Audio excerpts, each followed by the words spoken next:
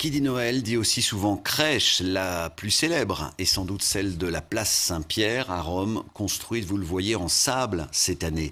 Une ville qui abrite aussi un étonnant musée qui célèbre toutes les crèches du monde. Un endroit très discret, méconnu et qui n'est ouvert que 4 heures par semaine. Reportage de nos envoyés spéciaux sur place, Christophe Giltet et Recep Ametaj.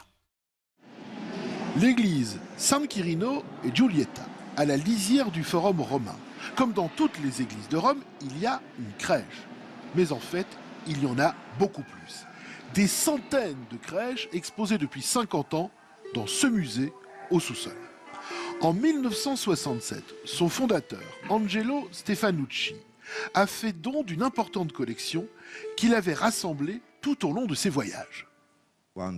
Quand il a eu ses locaux à disposition, il a exposé sa collection, qui peu à peu s'est enrichie par des dons et des acquisitions. Et au final, aujourd'hui, nous avons des milliers de pièces de crèche. Plus de 3000 pièces exposées sur 300 mètres carrés, qui témoignent de l'extraordinaire créativité que suscite le thème de la crèche. Chacune raconte une histoire inspirée par la vie quotidienne, autant de tableaux vivants issus des cultures les plus diverses. Elles viennent du monde entier, de toutes les ethnies, dans toutes les matières. Nous en avons réalisé par des artistes du XVIIe ou du XVIIIe siècle, mais aussi nous possédons des figurines beaucoup plus populaires. Ce musée se mérite, il est gratuit, mais il n'est ouvert que 2 heures le mercredi et le samedi soir, ce qui ravit d'autant plus ceux qui arrivent à le dénicher.